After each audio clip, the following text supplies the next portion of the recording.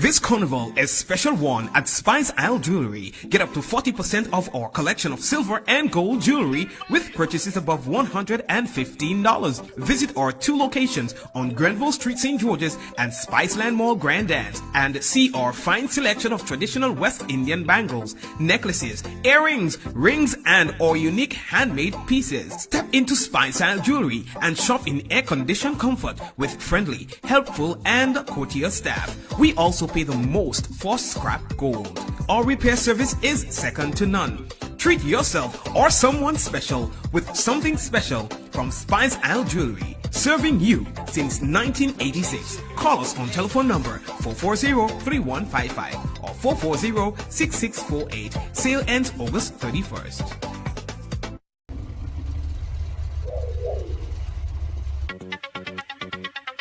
Yes. Welcome to the ride. Welcome to Tuesday on the ride, aka my Monday.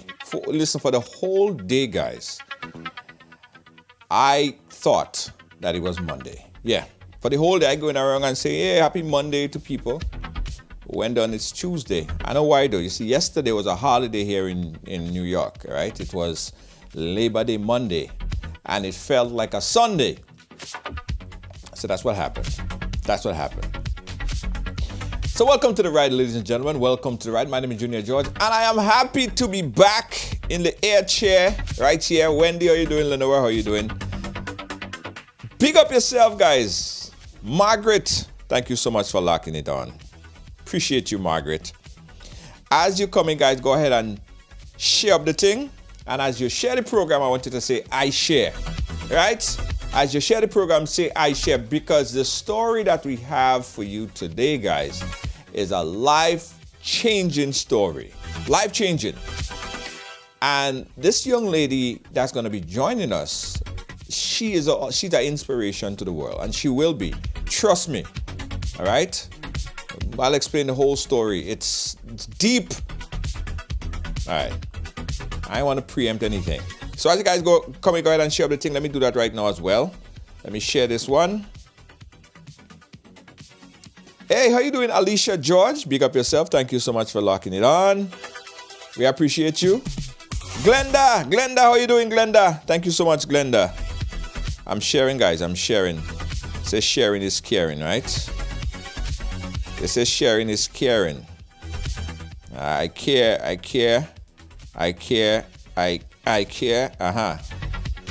Margaret, Chrissy. Thank you, Chrissy. Thank you so much. Nice. Afternoon to you. Jocelyn, let me know where you guys watching us from. Now, yesterday we was on the Parkway, and wow, I never see a mixture of different Caribbean, not in Caribbean, global audience so yet. I never seen so much flag so yet in the parade that was broadcasted on the platform yesterday. So let's do a quick, guys. Quick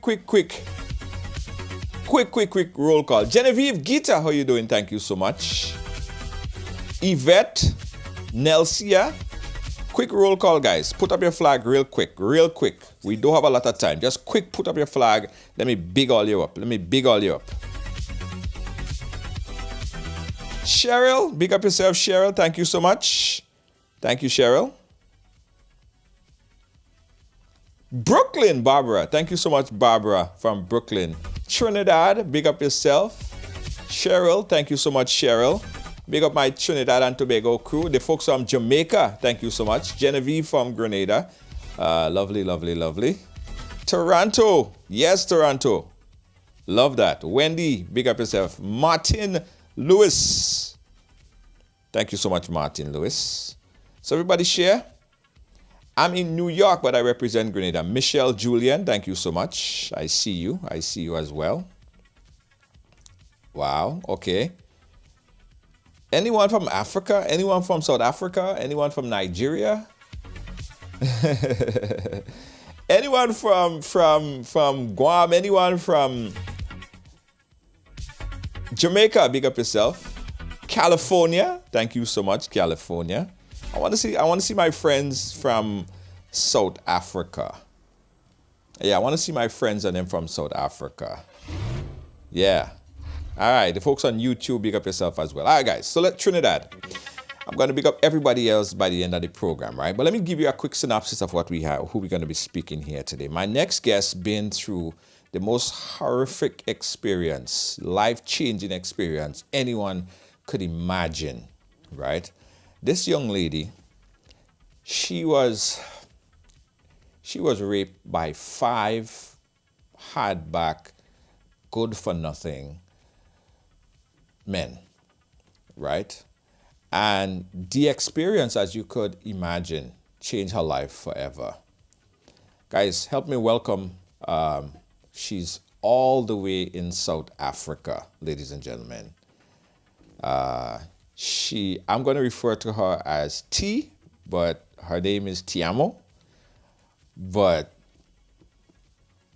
T, welcome to the ride. How you doing, T?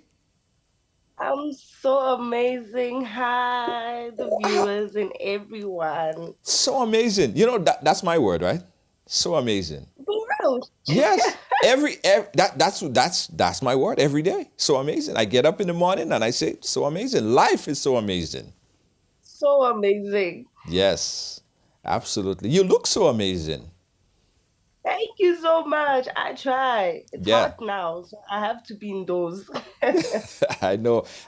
So you're in South Africa right now, and it's about 1 a.m. or so in South Africa. 12. 12 midnight. 12. Midnight. Wow. Here in South Africa, we call it ungodly hours. Yeah. Why are you doing up this ungodly hour? Ungodly hours. Yes. T, by the way, I got to tell you, I'm going to be in Nigeria. And when I was speaking to you earlier, I was like, I'm going to be in Nigeria. We'll be close by. I could pop by and say hi, but it is quite a distance from Nigeria really to South far. Africa.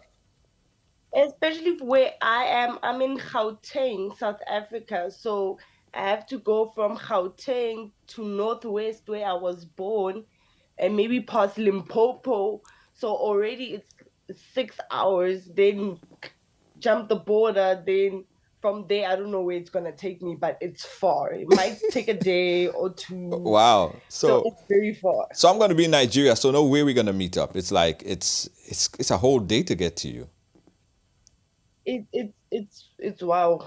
I don't even know where it is. You never been to Nigeria? Up there somewhere. Oh, okay. Well, that's what we say when we think about Africa, when we think about South Africa, when we think about getting over on the other side, like that is like on the other side of the world somewhere. It's a far throw from New York. Yeah. We feel like Nigeria is also at the other side of the world because the way South Africa is so big. Yes. So traveling outside the borders is far. Right. How is life in South Africa? Tell us about South Africa. It's very funny. Funny? Okay. Very funny. We never take anything seriously in this country. I mean, so many things are happening. It's depressing, but we try to make it in a very comedic way. It's very funny. It's very entertaining. But it's very beautiful.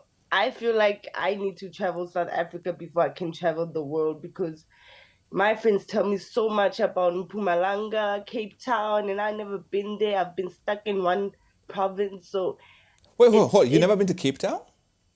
I've never been to Cape Town. What are you doing, T? You right there. I mean, people spend thousands of dollars to go to Africa, to go to the motherland, to go to Cape Town. You there and you're not even going there. You know, I've been busy Okay. in my own province. So, and money is hard to get. So, you always make a plan. Be like, I'm gonna save for Cape Town. Then you have to pay for school fees. Then lockdown. Then pay for a phone. Then Right. take care of your little sister. Then take care of black takes. So it's a lot. You've been busy. I get it. Busy. I know we're not here to talk about all this stuff, but it's interesting. I always like to talk to people, especially in South Africa, the motherland. and all the beauty that's there. People have so much misconception of South Africa. They think that it's just such a small place, like it's just you could just jump from here or jump from there like the Caribbean. It's really not. How is the COVID situation there, and how is the monkeypox situation there? I don't think we have monkeypox. We're still on COVID, and we don't have much COVID anymore. Monkeypox is like only 3 people so far. So we are okay when it comes because we scared of diseases. So we although statistics when it comes to HIV and AIDS and so on are high, now we like really, really, really scared. So we're trying to do everything, especially as the youth. We're going through a lot. So we don't want another disease interfering with our studies, the corruption, the looking for jobs. It's just a lot. Nice. Okay, great. Listen, it's just nice to have you on. I think you are a third or fourth guest since the program. Third or fourth guest we had from South Africa. So I'm always happy. I love the accent, by the way. Love, love, love the accent. And of course, the music. Afrobeat is taking over the world. We love that. Which accent do you like? Do you like Zulu? I like, what's his name? Burna Boy. Well, he's from Nigeria, but. Nna ke bua Setswana nna. Nna What, ke Motswana. what's it? Ke bua Setswana ke Motswana. I speak Tswana. Okay, okay, whatever that I means. speak Tswana. I'm a Tswana. My Okay. culture is Tswana. So Twala. rona re bua Setswana. It's Tswana. Twan. Yes. Okay, okay. All right, listen, we're going to have so much fun. And I want to talk to you off camera too because I want to learn some of the culture before I get there. But we want to hear your story. As touching, as moving, I know when we spoke in the pre-interview, I told you, I said, your story is an inspiration and it will be an inspiration to the world. Because a lot of people go through situations, traumatic experience like you went through, and they keep all inside. They feel like it's their fault, so they never come out and talk about it. So, and they keep it so deep inside that it's like it eat them inside out. But you decided to speak out about it. Tell us about your story. Go back a little bit. The traumatic experience. So my story began with my group of friends. We all grew up here in Gauteng from very young age, from 10, 9, 8. We grew up and we became teenagers. So that weekend, it was my sweet 16, and there was a monthly social market that was happening in Gauteng, Pretoria. So it used to happen every Sunday, every month, the first Sunday of every month. So I decided we're going to make this whole week a celebration of my sweet 16. So we went to the social market. It was all fun, got home. The next day, we said, let's continue the fun. We got dressed all together. It was afternoon. We met up in the street and we went to one of the perpetrators' home. When we got to the home, it was decided, let's buy alcohol. Okay. We put in money, everyone. We buy alcohol. We go, we come back to the store. We just chill in the house. It's a nice Monday afternoon. We are drinking, we are having fun. Now, I had a curfew. My parents were hella strict. So I had a curfew of 6 o'clock. So I had to be home at 6 o'clock. So 2 hours, more or less 2 hours before that, I was wasted. I didn't want anything anymore. And I was like, okay, let me go to sleep. Let me sober up so that when I get home, I don't get into trouble. Right. So hold on. So before we go on there, the friends that you were hanging out with, you knew them. They were I associates know of yours. them. We grew up together. Right. We were kind of like a squad. Uh-huh. It was at that day was 5 of the 8 males we chill with, and it was us 2 girls, but all in all, we are a squad of 14, 15. some were not around. It was just us two girls and then the five male on that day. The Right. rest went home and other places. And you know them, they know you, they know your parents. You guys are very much acquainted. Okay, so go on from there. So from there, I'm telling the perpetrator I want to go sleep. I don't know his structure of the home. He must take me to the bed so I can rest a little and sober up quickly. He takes me to the bedroom. As we get to the bedroom, he closes the door behind him. Okay, I found it weird. And he started kissing up my neck. He was on top of me, telling me But why. My at this time, were you conscious? Were you? Because he was drunk. Were you able? Did you know what was I was happening? able to answer. I was able to answer, but I didn't have the strength to like push him away from me. But like I was able to answer and be like, no, leave me alone. I don't want to talk about this right now. I really, really want to sleep. So I was kind of begging him, like, okay, leave me alone. We'll talk about this another time. I just want to sleep. But he kept on pushing and pushing and pushing. And as all of this is happening, he's kissing me on my neck. He's telling me why I'm not giving it to him, why am I keep on rejecting him. And one thing led to another. I become unconscious. I wake up a little bit. My pants are on the floor. He took off my pants and he starts penetrating inside of me. I tried to push him, but I'm becoming weaker and weaker and weaker. Then I become unconscious again. As I fall unconscious again, when I wake up, there's four more males within the room. And they're having some sort of a discussion here and there. Who's going first? Who's not going first? They are laughing.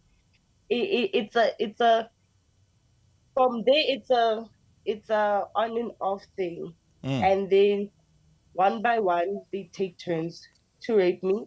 And at the end of the incident, they just wake me up and be like, wake up, get dressed, and go home.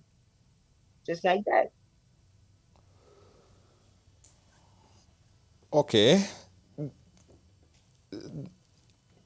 okay.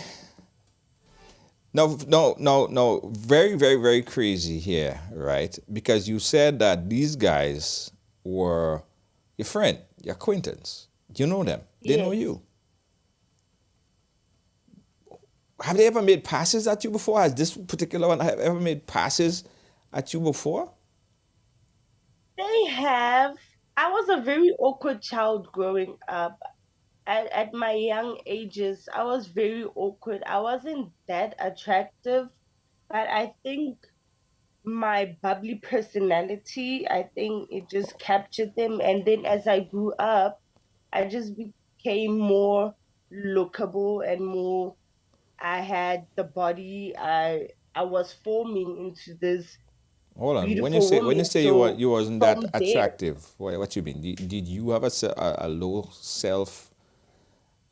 Did you have like a think very low of yourself to, or didn't think that you were beautiful, or you just have a low self esteem? I never thought I never thought myself as beautiful. I just thought myself, okay, I was just another girl growing up. I wasn't into my looks. I tried my best to look as best as I can because my other friends were good looking and they had everything. But at that time, I was going through some things at home Right. that I wasn't focused on my appearance. My dad just left us, and my parents got a divorce. So it was a lot of change that time. So I didn't think, even till this day, I don't think as like I don't focus on my looks that well and say, okay, I'm beautiful, I'm this and that. Okay, I'm pretty. I get that a lot, but it's still like I'm still basic in my eyes. So for them to have a pass on me, it was here and there. They will make comments, they'll make sexual comments, and I thought it was a joke.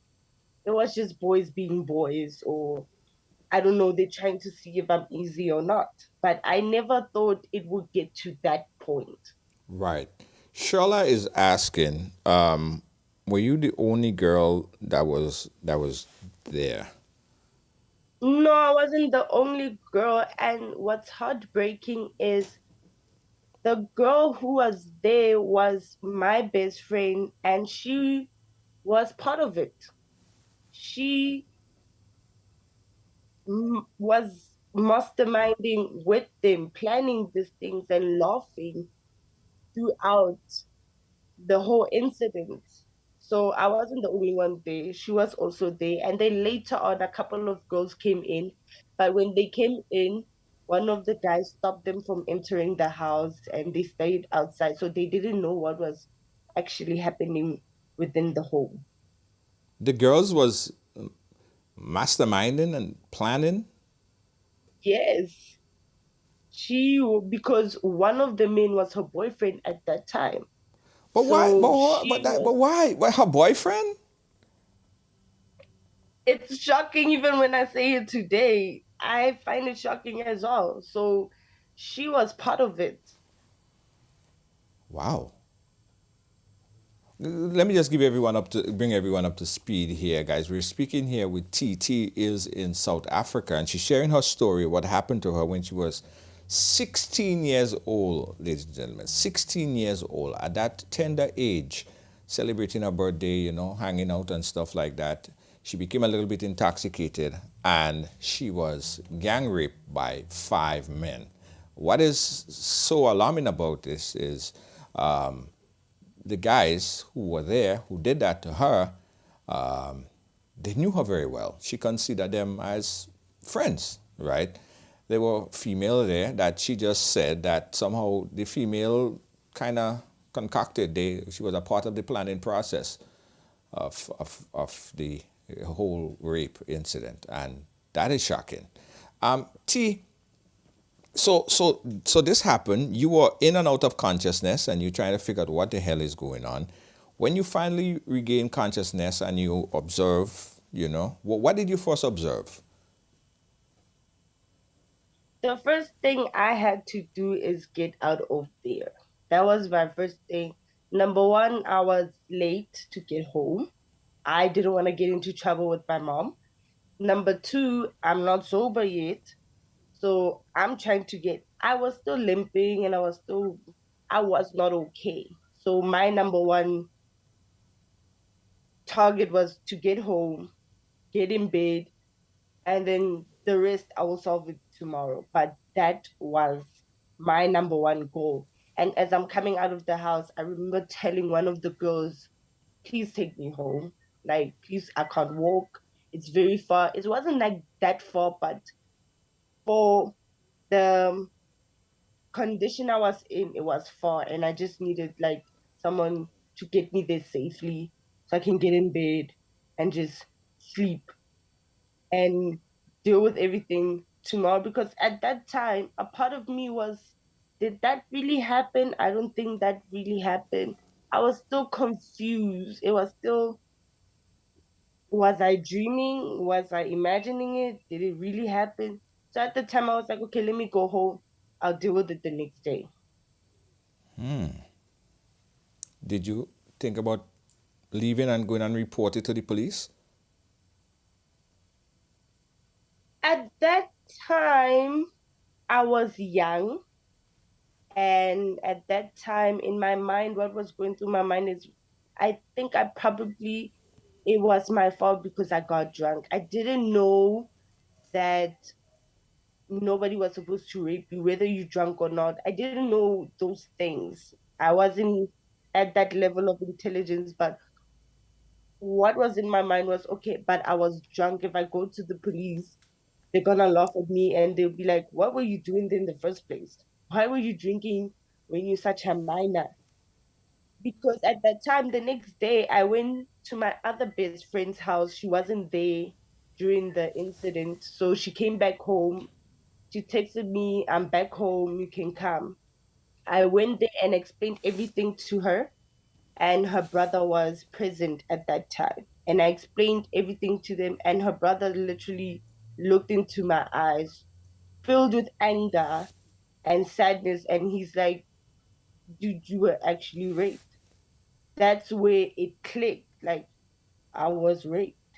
And since then, we decided, the three of us, we're just gonna keep it amongst us. I kept it a secret until 2019, when gender-based violence became an epidemic in our country. Let's talk And about then that. Let's I talk just, about that. Let's talk about that. Because when you said that, it brought me back to what we see sometimes happening in our own Caribbean region, where we see an upsurge, especially during the pandemic period. We saw an upsurge in sexual related crimes, right? How is it? Is it a very prevalent thing in South Africa? And how does the authorities deal with gender-based crimes?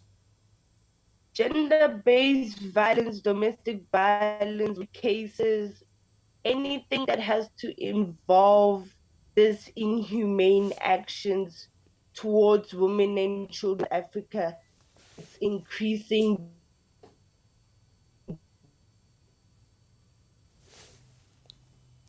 All right, we losing connection there with T. She's gonna try to reconnect. We'll get her back on here. In the meantime, guys, I want you guys to lock in the number.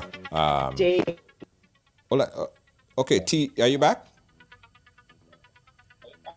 Yes, I'm back. Okay, I had lost you for a quick second there. I had lost you for a quick second. Right.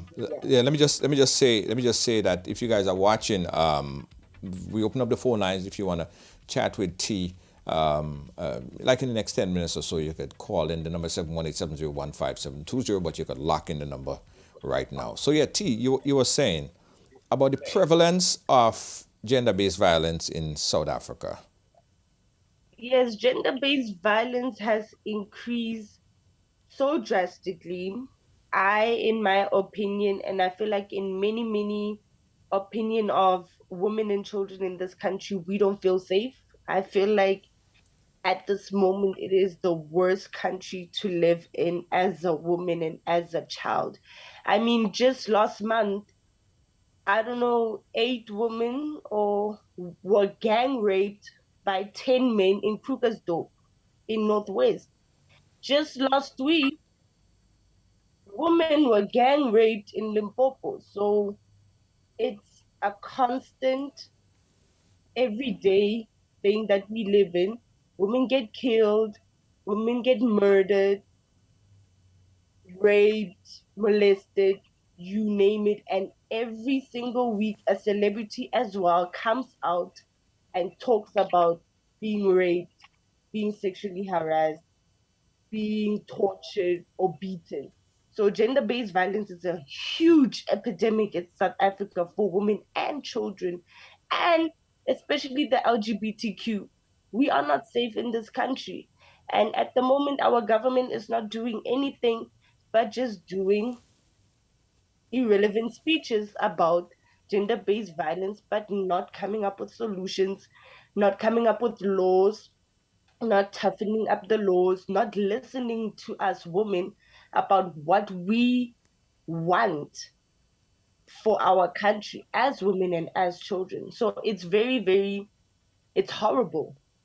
Yeah. What are the authorities doing? And like in a situation with this particular situation here, you did you ever report it? Did you ever go in, get the strength to report it to police or to the authorities? I've never reported it. I was too young and too No. embarrassed, so I've never reported it. By the time my story came out, it was already too late. Right. So even if I wanted to report it that time I came out, it was gonna be useless, because even if I reported it that day, the authorities in this country are doing absolutely nothing, in my opinion. When it comes to gender-based violence and femicide, they are doing nothing. They come out, they say, okay, we open a case. After opening a case, they give you a court date, they arrest the perpetrator.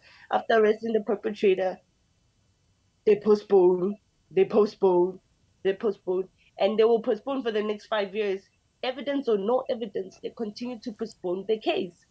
And by that time, everybody has moved on. Everybody is tired of justice. You are paying thousands and thousands of rent that you do not have for lawyers to get this case going and to get the perpetrators convicted, and nothing happens, or when it happens, it's already done. It's useless unless you are killed.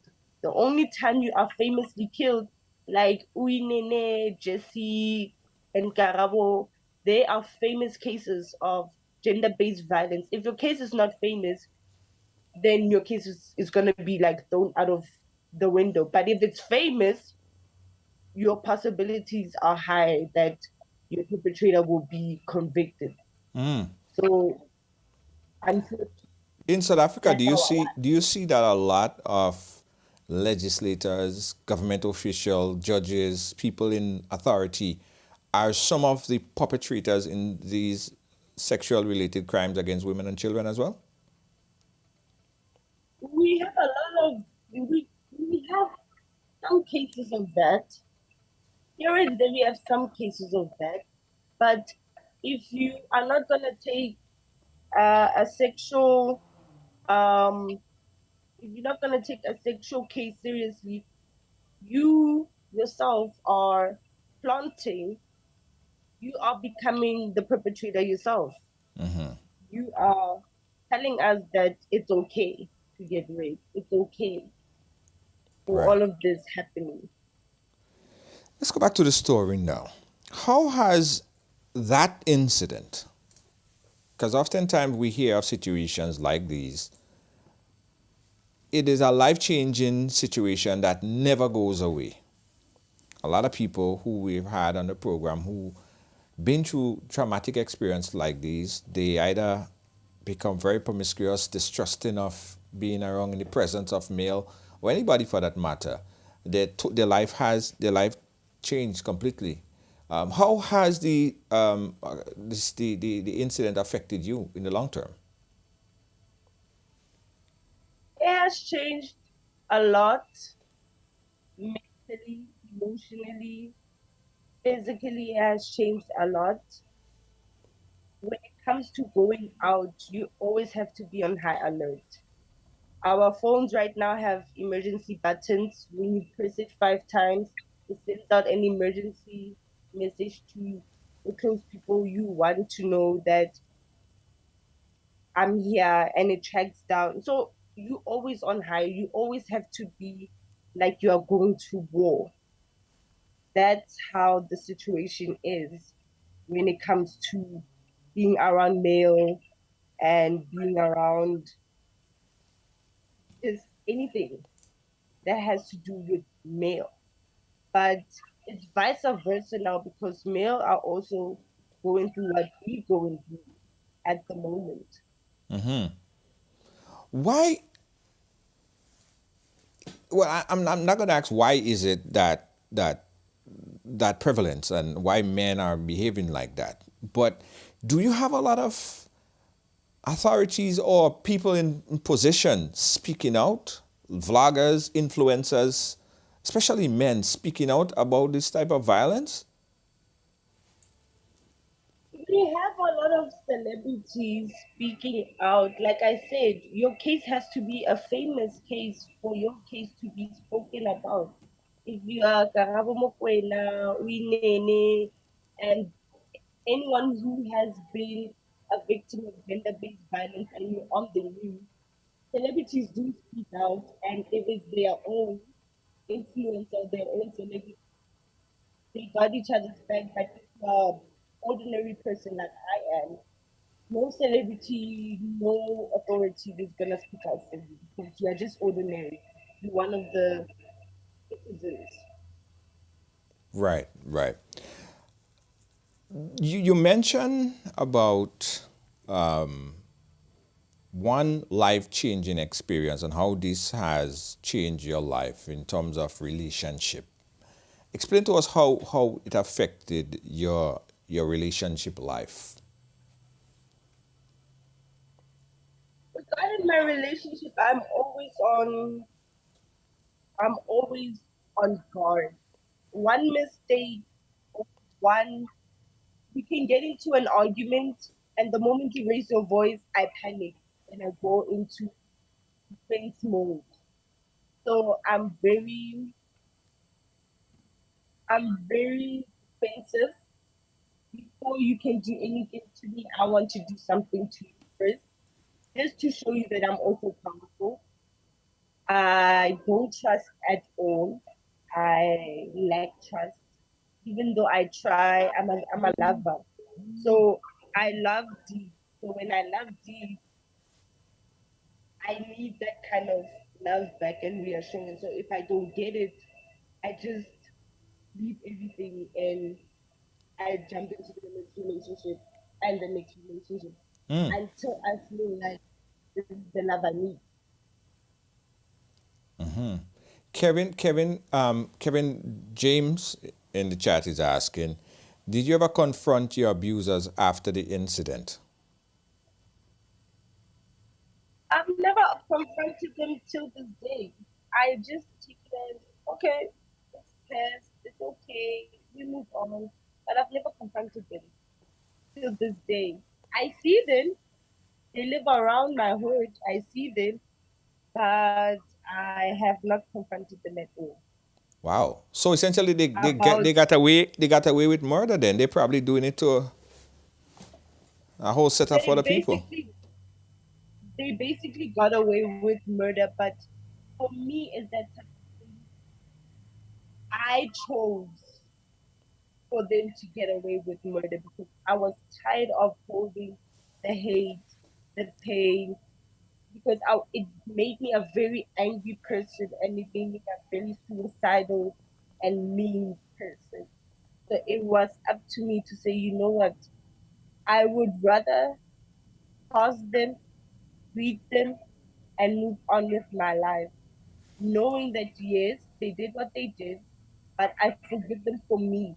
It was my personal decision. I don't want anyone else to do what I did, but because of the timing and because of the justice system in our country, I feel like it was going to be a waste of time because I will be fighting this alone and would be spending a lot of money that my parents do not have. So I took it upon myself to be like, okay, I'm gonna forgive them, I'm gonna move on, and then karma will deal with them in their life. I'm not gonna God and karma will deal with them. Right, right.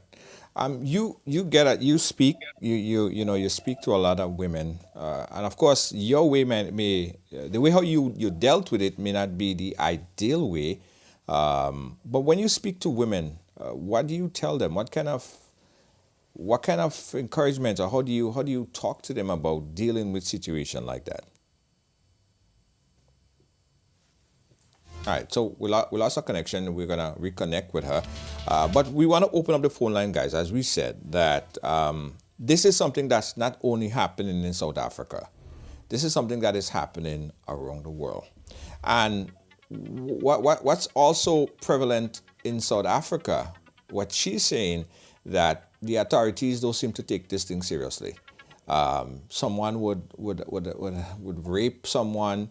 They would probably the case get investigated or go through the process of investigation for months and months and months and years, and eventually the case gets thrown out, and or if the person get convicted, they only face just a small percentage of the time, which is not discouraging anyone from or next would be sexual predator from committing such a heinous crime, right? Because they're not being served as an example. So this is what we see happening, what she explained happening in South Africa is something very similar that we see happening in the Caribbean. So unless there's strict laws, regulation that really makes an example of this, and don't think that this is far away. Don't think that this is like on the other side of the earth. This is happening.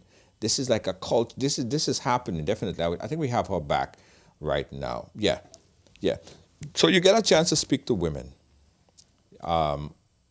What do you tell them? How should they handle a situation like that?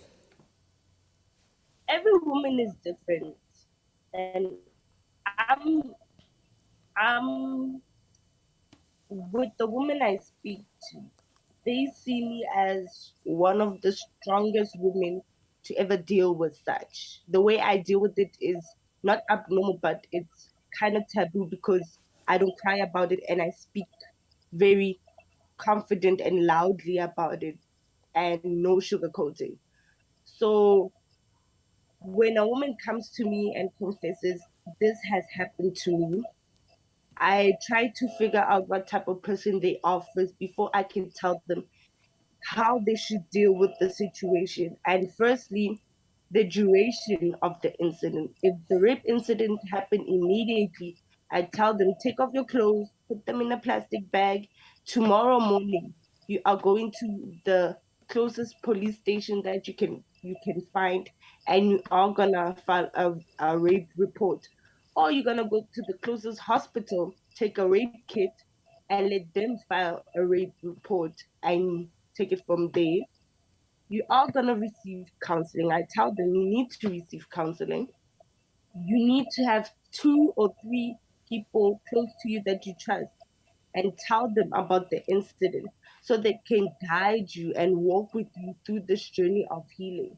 Like recently, right now on Instagram, a woman came to me and she's like, I can't speak out, and there are days where I'm freaking out, I'm losing my mind, and it gets too tough, and but I feel like I want to speak out, and I tell them there's no duration on when you should speak out. If it takes you 12 years, if it takes you 20 years, if it takes you 3 years, like it did for me, there's no duration. You need to take it day by day. It gets harder before it gets easier. So that's what I tell the women. It gets harder before it gets easier. I'm here. When they want to vent, they should vent. But they always need to consider, if they don't want to go to authorities, I understand.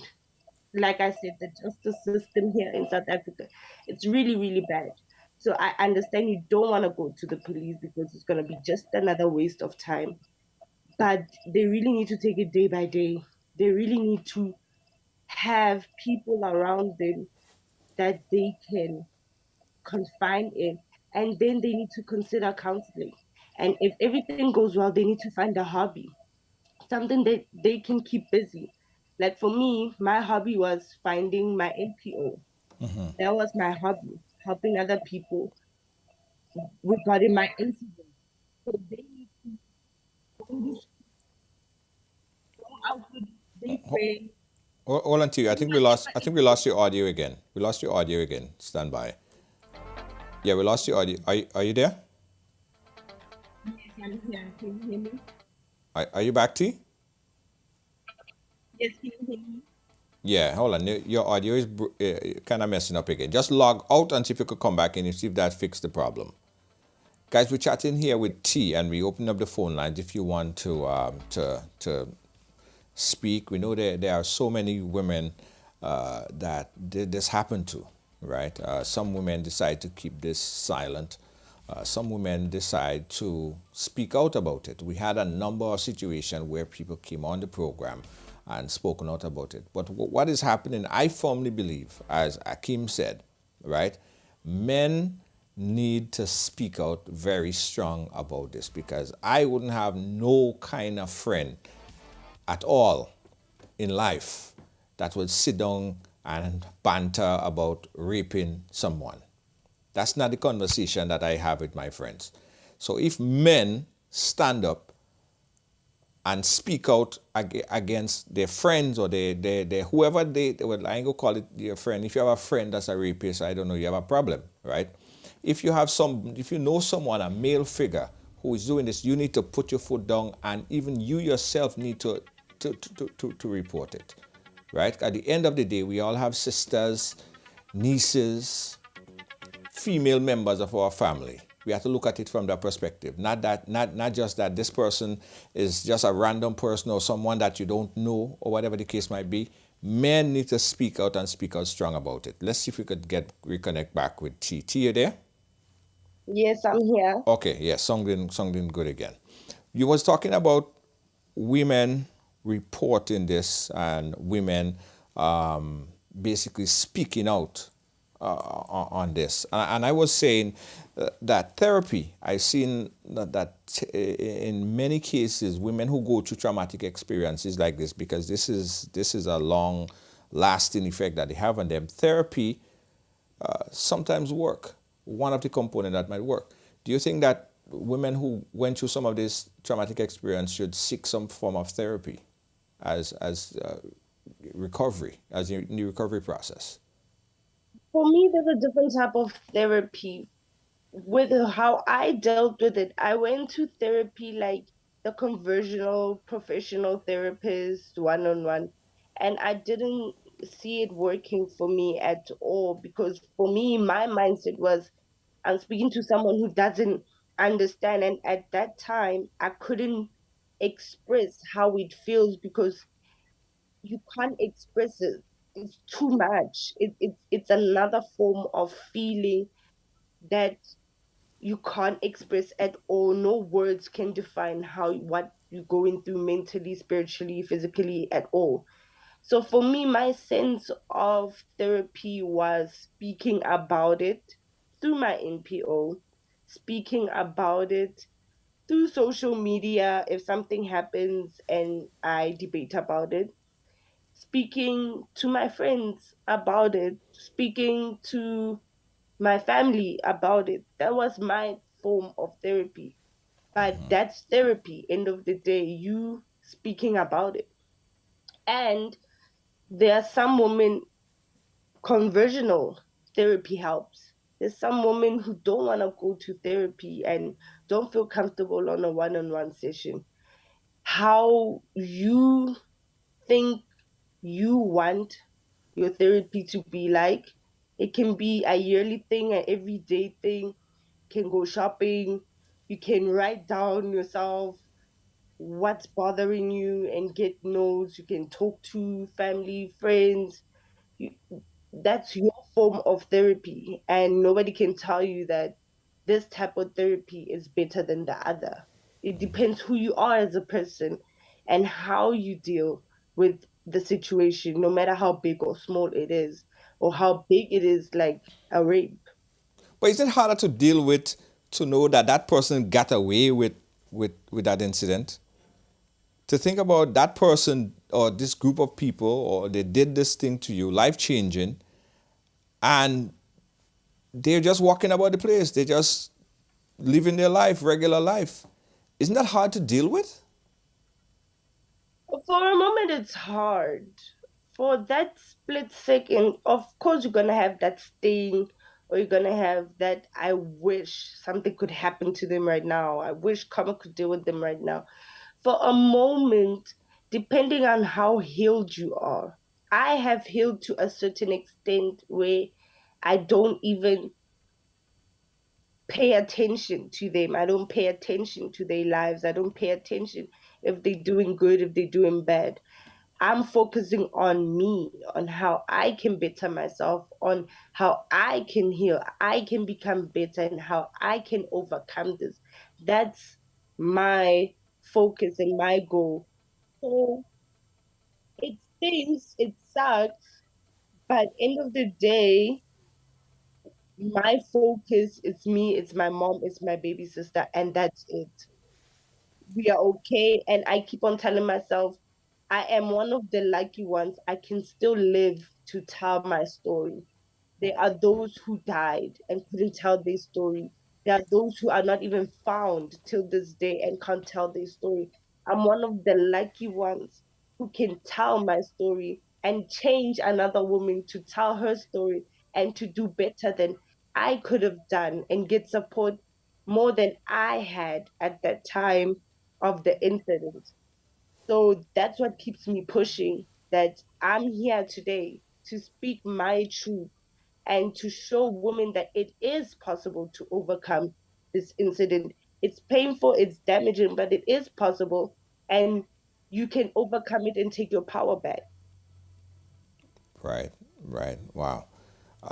Someone, Nahila John Prince is saying that this is sad.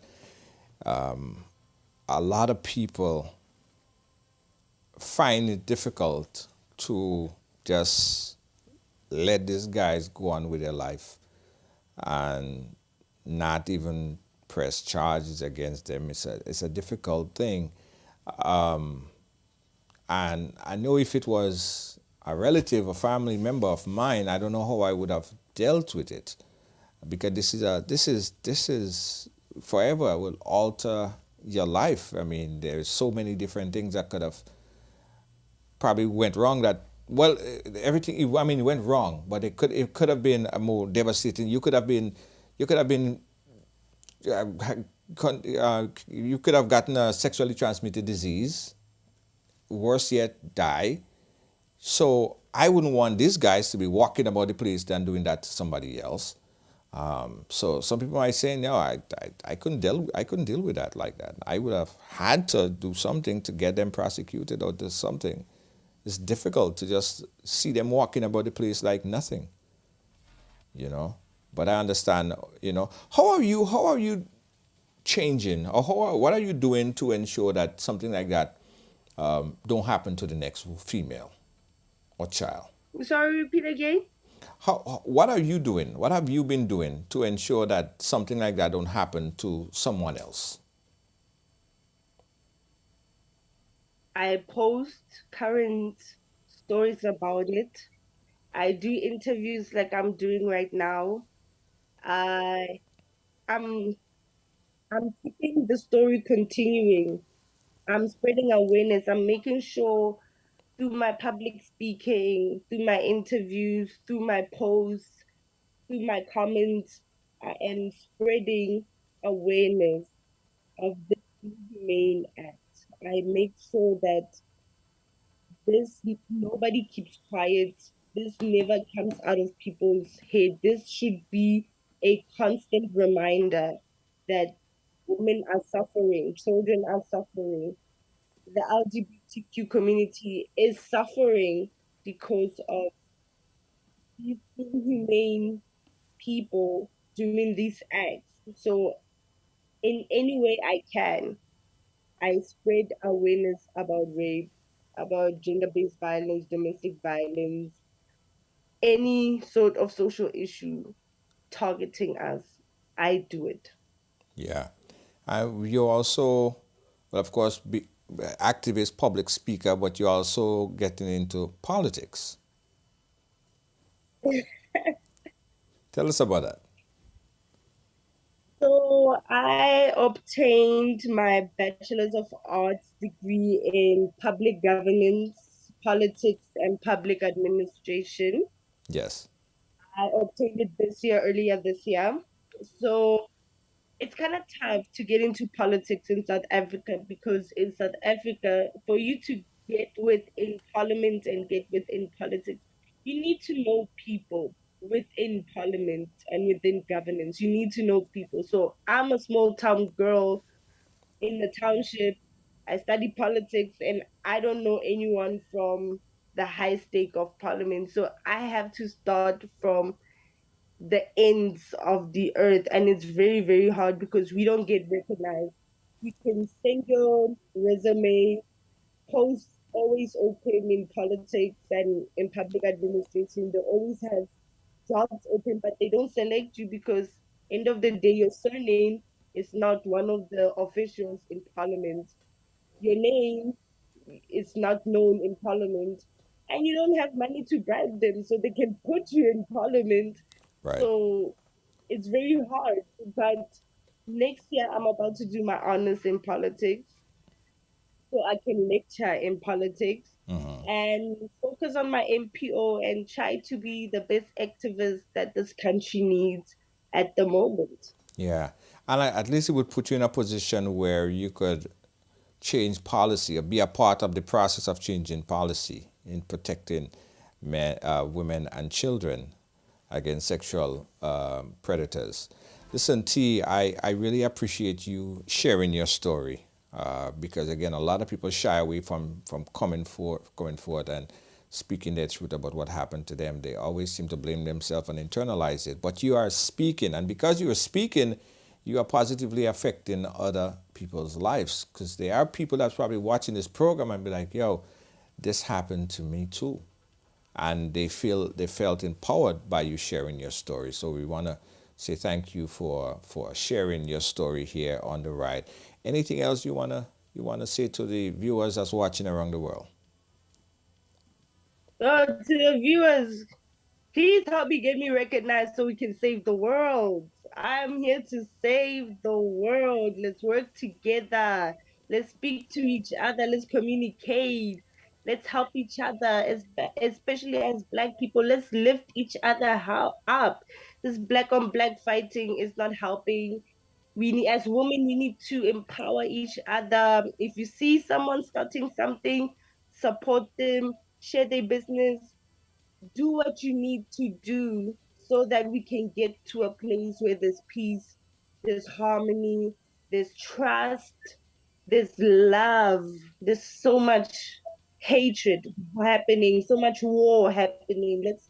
Let's come together, let's give each other love, whether you in Nigeria, South Africa, America, Canada. Let's come together as one. That's all I have to say. Wow. Yeah. Thank you, T. We appreciate you. And you are an honorary member of the Riders family. And we say thank you. We'll keep in touch and keep you updated. Right? We're looking forward to have you back on the program again when we have all sorts of conversation and being on the panel. So thanks again. I would love that. All right. Thank you. Thank you, T. Thank you, T. Thank you. All right. Yeah, guys, that was T all the way from South Africa. You see, the morals and ideals is the same worldwide. Yeah, the morals and ideals is the same in South Africa as it is in the Caribbean. Yeah, we need to lift one another up instead of trying to pull one another down. Come together as one people. She said it best. Yeah, instead of fighting down the next person. You know how much better it would just make you feel, right? If you were to help someone up the ladder and a couple of years from now you see they actually reach at the pinnacle of where they need to be. You might be in a position where they need to help you up as well, right? So that's T's story. Very powerful story indeed. Guys, Ride Along Live is a platform where everyone have a story to tell. Everyone have a story to tell, and we endorse that. If you have a story and you would like to share it here on the program and the platform, we encourage you and we welcome you to come in and share your story. You know, oftentimes we know it's hard, it's difficult, but sometimes people seems to isolate themselves and feel and believe that, I's the only person that is happening to. And when they realize that there are so much other people, you kind of create a group of people, of experiences. You get power, you get strength from the other person. So that's why it's important. We believe it's important to share your story. That's why this platform was created, to hear the stories of people from around the world. Whether it's Jamaica or Trinidad or Nigeria or South Africa or Grenada, wherever you are, we encourage you to share your story. Ride Along Live, on the behalf of all the production team here,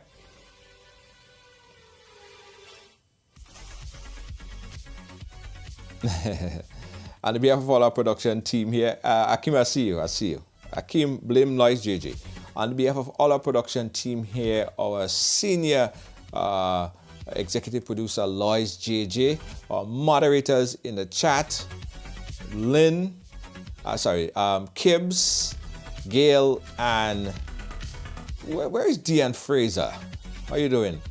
Also to our loyal viewers, we know we have Lydia James who is watching, and because she is blocked for the next 2 or 3 days or so, she can't comment, but we still recognize you. Thank you so much, Lydia James, everyone who watch, share, and support. Thank you guys so much. And there's strength in numbers, guys. There's strength in numbers. We appreciate you.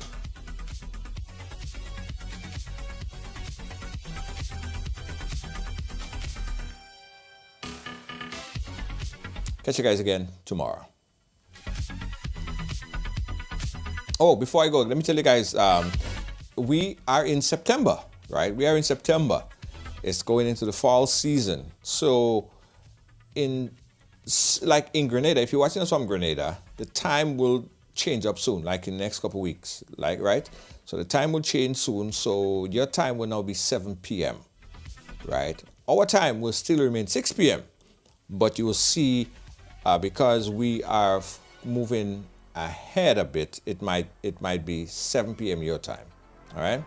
But same ride along, same program. If you're in Canada, the US, still 6 p.m., but of course in other areas where in the Caribbean it would be 7 p.m. Jamaica, I think it's 6 p.m. as well. Because Jamaica have that same time difference. Thank you for watching, guys. Catch you guys again tomorrow. Peace out. Good night.